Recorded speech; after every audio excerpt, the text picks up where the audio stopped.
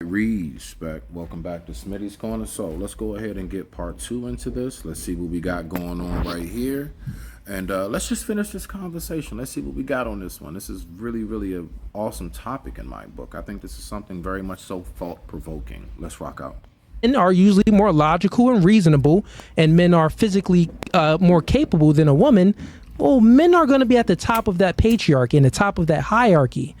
So looking at that standpoint, it's like, well, is it best for a woman to be preaching? That's not what's best. I think we all should operate in society and do what's best, and that's putting a man, a competent. Now, let me ask this question. On our devil's advocate aspect of it. Forgive me, Lord. So look, let me ask y'all this. Is it really for us as men to tell women what is best for them?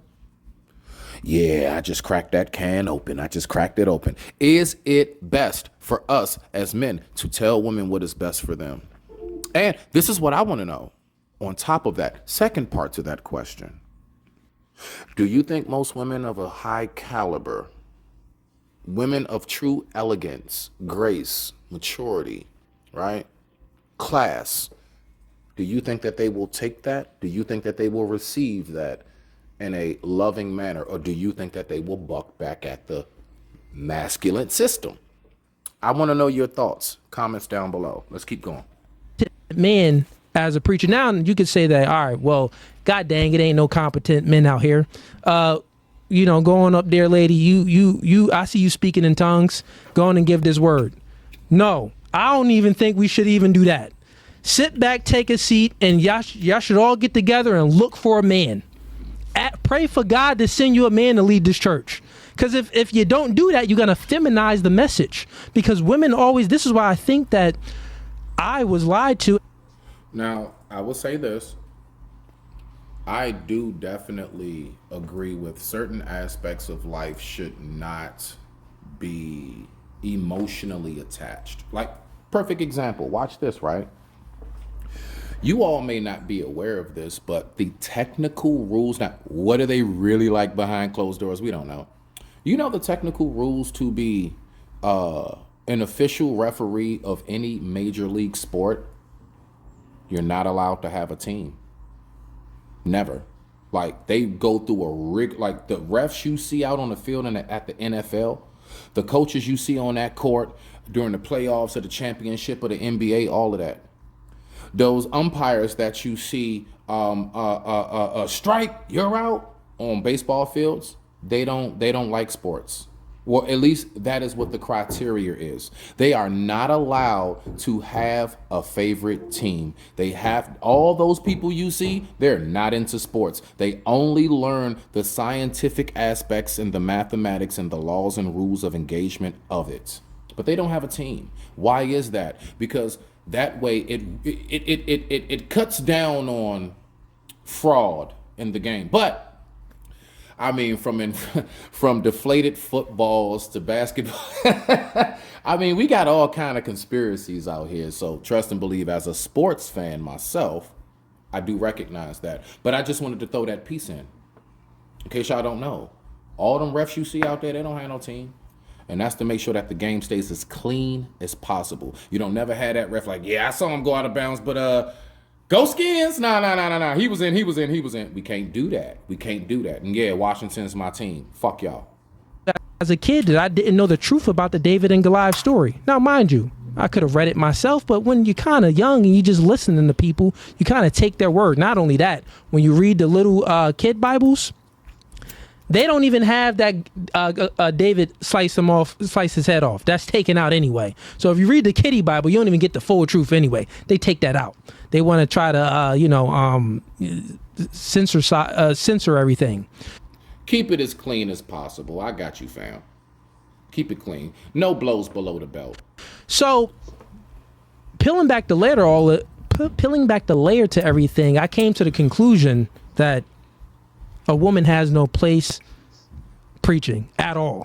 And I think that when we allow that and you don't listen to the messages in the Bible like that, and get deeper and peel back the layer to why did Paul say this, then I think that it can create confusion. Because you said in the beginning of the podcast, you said you got to get to the root of things. And I think the root of things to all of us is our biology.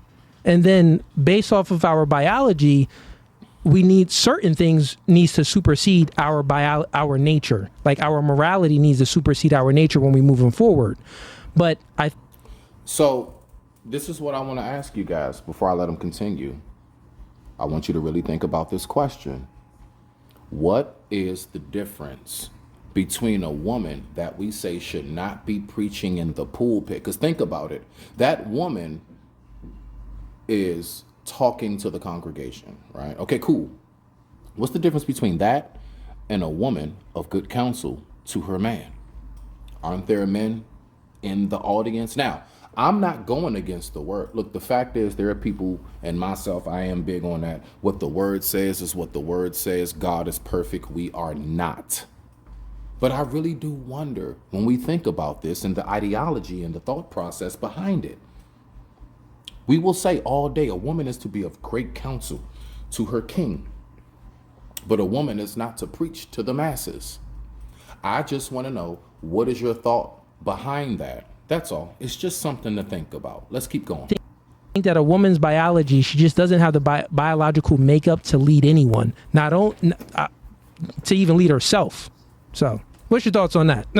I talk a little strong and a little, and I make up bold claims, but what's your thoughts on that, man? I mean, again, what I said at the beginning, right, is to remember that if you knew me, we're just getting to know each other. If you read my book and you thought you knew everything I thought absolutely as a result of reading my book, you would shorten kind of what it is to really know me. Yeah. And I think that this is a part of what we want to do with the Bible. We want some kind of absolute knowledge and completely take out any of the sovereignty of God, any of him saying, well, I'll have mercy on who I have mercy and I'll give who I want to give to. I'll put my... That is absolutely, positively factual. God grants his mercy and blessings upon who God chooses. It's not for us as the creation to question the creator. I say all the time, ask God questions, but never question God. And that is so true. From trying to reach the ends of the earth, from an Antarctica to the bottom of the sea, to how far can we go in space, man has not recognized that the way things are set up, from exiting the stratosphere beyond the clouds into space, all the way down to going into the bottom of the ocean, all the way to, there's only certain points you can go to in Antarctica. And I mean before the government. These things are all set up to be a direct, physical, significant message of, we have boundaries. Think of any sport. I just talked about sports. Can one of the basketball players run out to the stands while dribbling and shoot a three? Or would he be considered out of bounds? If a field goal kicker does not kick the ball in between the uprights, is the kick good or not? See, the thing is that even in sports, that's why God said, you will learn the most about me through my creations. If we pay more attention to how life functions and we function in accordance to life, as opposed to trying to make life be in accordance to humanality, then I think we will have a much better overstanding. Right now we're understanding because the truth is over top of us. We need to be eye level at the truth. Let's keep on rocking out. Rain on the just and on the unjust. We want something so absolute. That means, so the Apostle Paul says one thing to a Gentile group in one particular place. And now we're going to take that and be like, yep, so that's an absolute law now. We absolutely know exactly what God is saying. Yeah. And even if I agree with you. Meaning that you're saying that there are still exceptions to the rule. And if you hear somebody, that's good. If you hear somebody that's anointed, maybe you have never heard a woman that's anointed. If you can I ask this question? Do we as people in this world so physical, so lost from the organic aspects of nature and everything? Most of us don't know how to really sit to ourselves. Everything comes from the outside, social media, fast food. We don't eat natural as much as we used to. Are most of us even mentally and visually equipped to recognize when a true one who is anointed is amongst us? You know, the last time I checked, wasn't the son of Mary the Messiah who came in on a donkey as opposed to a camel and or a horse laughed at? Wasn't he mocked and ridiculed because they just didn't know? So all I'm saying is, even back during the biblical days, people were not able. There were a lot of prophets and apostles who were beheaded, crucified, hung, whatever, right? Because they were not able to recognize who and what was in front of them. Do you really think in today's age of how far gone we are from the spirituality aspects of life, we're so physical now. Everything is so damn physical. Could you really see that? I'm gonna be honest with you. As much as I try my best to stay in tune, this world has gotten to me too. It's eating away at me too. That's me being honest right now. I am nowhere near as spiritually deep as I used to be. You know when I was the most spiritually deep? When I was like around 15, 16. I tell you, listen, I swear on life one day I actually was laying on my bed. I meditated so long I levitated. I could feel my body release from the bed. And I'm not playing. No, I wasn't high on no drugs, no nothing. I was 15, 16. But I mean, all jokes aside, I've actually had a moment in my life I have actually seen a spirit. I don't speak about these things because why? I mean, we already know most people gonna look at you like you a nutcase, like you crazy. Because most people are so physical, they don't know how to recognize that there is something beyond this 3D realm. But let's keep on going. You heard a woman that was anointed, who could speak, who moved you. It makes you say, wow.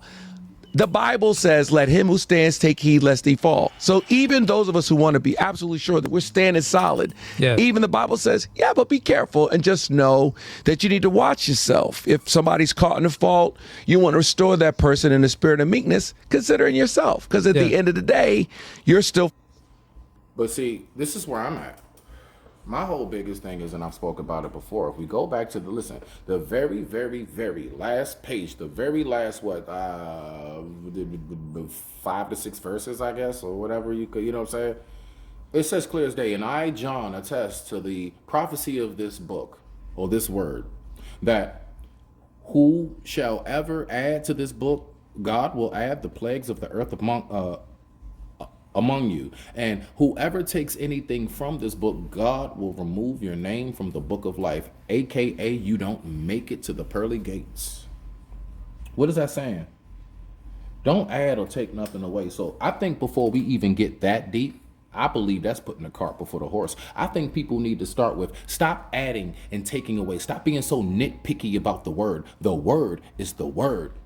You don't choose what you want to take from the word. You either take all of the word or you just consider yourself to be a non-believer. You can't nitpick with this. There is no in-betweens. You either all in or you nothing. There is no straddling the fence. There is no, I don't do blue or red, I'm purple. No, you got to pick. You with that blue cloud or you with that red flame? Let's rock out. Lord, you're still human. That same Paul said that we know in part and we prophesy in part. 1 Corinthians 13, the love scripture that we love so much. For we know in part and we prophesy in part. But when that which is perfect is come, all the imperfect will be done away with. What's he talking about? He's talking about even the scriptures. He's saying that all of our knowledge is partial. Now, we'll readily admit that our knowledge is partial. We watch podcasts like yours, like mine, because we're like... Hold on. How can we possibly even begin to argue that it's not? Do we not know that throughout history there's been so much loss, destroyed, decayed, burned, changed in translation? I mean, really, you know, the original books of what we now call the Bible, it wasn't called the Bible. You know, damn sure it wasn't written in English. It was in Aramaic, if I'm not mistaken, and or even in Hebrew. What are we talking about? Of course, we have a limitation on our knowledge because we have a limitation on the fullness and 100% completeness of what happened back then. We only have little jewel shards and fragments of what happened. We have little glass pieces of what used to be an entire crystal ball of everything that could be seen and known. Let's keep on rocking out. There's more to know. We'll admit that our knowledge is partial. For sure. But for some reason, when it comes to that book, when it comes to church, we want to believe that our prophecy is not partial. But Paul said your knowledge is partial and your prophecy is partial. But when the perfect is come, all the imperfect is done away with. And when I was a child, I thought like a child. I talked like a child. I reasoned like a child. But when I became a man, I put childish ways behind me. What's he talking about? He's talking about the expectation of perfection. He's talking about the expectation of some kind of absolute knowledge. No, I'm sorry, Pastor. No. Because first and foremost, it's always clearly said and stated to us that we were created and perfected. So how in the world could we then turn around? See, this is what I'm talking about. People, pay attention. Don't just let the smooth words roll by you. No. It means continue to keep striving, for you will never be perfected in your imperfection of a body, this vessel. Although God created all of us perfect within our imperfections, we are not perfect throughout the universe. Period. No, that is to keep striving towards whatever you would consider to be a perfection. Because see, the thing is, you know what that strive to perfection is? That's the carrot that dangles in front of the horse, and I promise you, you're the one pulling that carriage. I digress. My mic is muted. Let's keep going. Do I agree with you that men should lead? I think you're right on. Like I said, half my church is men. Men lead in my church. I stand up and say, World Overcomers, this is a man's church. You know? I wonder how many of the half of men, let's say there are 200 people all together in the church. 100 are men, 100 are women. I wonder how many of these 100 half of men, these 100 half portion of the congregation is married. How many of these men actually are the leaders of their household? This is not to shit on my men, because I am a man. But I just wonder these things. These are all the questions that we just keep letting roll right on by us. But let's keep going. No, I'm trying to get 10,000 men. I've started this movement. I'm trying to do this 10,000 men thing. That's what I'm about. No matter who else come, what kind of church. This is Sparta. I've had 5,000, 10,000, 15, whatever they say. Yeah. For me, I never really reached my goal because I was trying to get 10,000 men. I would stand up on the stage and say, this is a man's church, men's lead, because we abdicated the leadership to women, not necessarily because we should have, but because we had to. And we don't look at the root of what that's about. We don't look at why that is. We don't take a hard look at it. I'm going to take a stab in the dark. I have not seen this video. This is once again a natural, if you've never seen it, this is why I'm reacting the same. I'm going to say that's because from what I've noticed, and I spoke about this on a live before, shout out to Soaps, shout out to Intellectual Soapbox. I was speaking on there one day, and I was talking about how where I believe the church has really gone wrong is basically is too much trying to acquiesce to the emotions and feelings of people. The fact is, like I said previously a little earlier, the word is the word. You don't take nothing from it. You don't take nothing from it. You don't add nothing to it. It is what it is. That's it. And most importantly, do you know what that third unwritten rule is? Don't question it. Do as your Lord says. Period. The problem is that a lot of us think we're doing what the Lord says, but we did not interpret the message the correct way. That's where we have to be careful. That's why I say be very careful about who you let guide, lead, and teach you about such a sacred thing. That will be the detriment to the entirement of your existence, not your life. Your life is here physically. Your existence is from this life and beyond once one cracks the shell of the vessel. I digress. My mic is muted. Let's rock out. Especially within the African American community, we don't talk about where we are. We don't talk about our place in American society. I got some questions for you on that too. Okay, we don't talk about that. And we don't talk about the root of how that got us there. We don't talk about black men. We don't talk about being threatened by black men in their power. We don't talk about what it is that has made us turn on one another. We don't talk about that. So I think that, you know, as much as I hear you and understand you, at the same time, I know some women that even they ran from the call. Even they're like, yeah, they know the numbers. They look at it statistically. They're like, but there was something on them. There's a gift on them. There's a call on them. I could name some to you. And if you ever sat down and heard them from the minute they open up their mouth, you're like, now there's somebody I would listen to. And if nothing else, it makes you be like, yeah, so let me not be so sure exactly everything that I think I know about God, because there's... Okay. I see where he's moving. I see where you're moving, Pastor. I see where you're moving, Pastor. My whole thing is this, right? Again, are we going to keep, because see, look, in case you didn't catch it, I caught it. It's more so about, look, you know, how do we keep the funds coming in? Like, let's be for real. Look, church has really turned more so into a business as opposed to a place of healing. That rooted system of a house that all can come as you are for your healing. It's more of a business. I believe what I'm hearing them say is, look, I ain't gonna say it all the way, but we don't get paid if we don't let the women do what they want to do. And yes, we even have to add the letter community. We have to see, because look, let's just be for real, brother. Who goes into the stores and who consumes the most between men and women? And even the letter community. Women and the letter community. So you know what, brother? Because church and state is separate, what we have to do is we have to acquiesce to the ladies, because if we don't, I'm going to be honest with you, we out of business. And I'm going to tell you right now, that's sad. Now, you know what I would say to the end of that piece right there before I push play? Men, we need to get it up, stay on our job, and do what we got to do, and really be about that business. Period.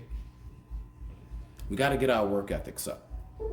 We got to get our morals, integrity, and value levels, the bar that's set. We got to raise that up. This is what we need to do. It is being said right now as we're listening, the men ain't doing it. Well, the ones who are and the ones who are trying, it's not enough. We're not enough in numbers. We are swamped. We are engulfed in being outnumbered. So what do? Let the church go down all the way, or acquiesce? I would say let it all burn and let God shine. But that's just me. I digress. My mic is muted. Aspects of him that I don't. His ways are not my ways. His thoughts are not my thoughts. As high as the heavens are from the earth, so are his ways higher than my ways, and his thoughts higher than my thoughts. So instead of us allowing ourselves to be made in God's image, we want to make him in ours because we're nervous about a God that we can't know, even though the Bible tells us it's hard. That is very, very true. That's why, I believe it's very, very dangerous to have any kind of depictions or pictures of whatever you consider God to be. That's dangerous. Why? Because when you can make a depiction of it, first and foremost, who would make the depiction? Another man. That man himself has flaws. Thus, the picture, no matter how perfect it looks to you, whatever it is that's created, that's not the entirety. I want you to think about how long it took before people really realized the difference between the typical visual picture of angels and then when we see what a cherubim is. If you don't know, just look up cherubims and see what they look like and tell me if that's anything like what you ever seen in the typical views of an angel to look like. So that is absolutely true. We are too focused on it, and just like I said, we're too physical. We're too physical. Our loving creator is not, when it said we are made in God's image, that's not the physical body. That's what God put us in. It's the spirit that made in God's image, and you haven't seen that yet. So you have yet to see what your image of our loving creator is. It's not this body with those nose, ears, teeth, and mouth, and hair and all this other. It's not that. It's not that. It's a total different form. It's your form of completion. But I digress. My mic is muted. Let's rock out. Hard to fathom his love for us, but that makes us nervous. So what we end up doing is making him way more in our image than us made in his. Yeah. No, and I'll give another perspective because this is a good conversation. I'll give another perspective I have on why the woman shouldn't be a preacher. All right. But I do understand, and thank you for, and I understood that already, but thank you for breaking it down in detail. Because you are right. I think the feminization of the gospel, I don't know if women did that. So, you said that. That's true. I agree with you 1,000%, but I don't know if women did that. I get you. And that is true. Here's my perspective. I'll explain maybe in another way that I was thinking about. And these are things that you're my first pastor on here. These are things that I've never actually spoke about. So guys, if I don't articulate myself the best, just, bear with me. No, it's good. You're doing great. So I believe this, and I'll tell you what I believe, and then I'll get to maybe the root of why I came to that conclusion. So if I look at a woman giving a testimony, I think a woman should give a testimony and stretch the testimony a couple extra minutes if you want to. You know what I mean? But as far as preaching and leading the church, that's where it's like based off of what I've experienced and based off of biological science, it just doesn't correlate for them to be any leadership. And then here's a perspective, right? So we spoke about in the beginning of the podcast, the root of things. And we also spoke about why are churches so feminized and why they want to soften up the message, right? I think that one of the reasons why the message is softened up, and I think we came to that conclusion that we agreed to, even when we spoke about the men worshiping the black woman and thinking that the black woman is God, is because they want to pander to the woman's ideology and stuff like that. I think that goes on in the church as well, that they want to pander to the woman at certain moments. And kudos to you. You don't got 50% of your church is ran by men. So that's good. But I think that a lot of churches, they tend to still pander to the woman's ideology. So I'll say this. If we look at, when we look at a feminized man, how did that man become feminized and have a nature of a woman? Lacking masculinity, lacking decisiveness, having the ability to make a decision. Women don't know what they want to eat. Men, they normally, if they're in their right mind, we'll eat the same thing every day at the same time every day. We're not complex creatures. We're very simple.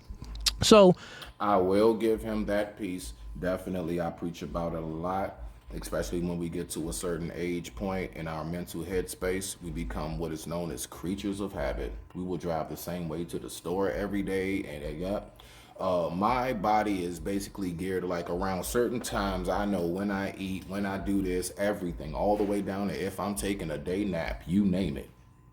My body is geared and set. That is very true. I will give him that part at least. When we look at the man taking on the ideologies and the nature of a woman, it's all influence based. Because I would say that before you think something, you're usually influenced to have some type of thinking.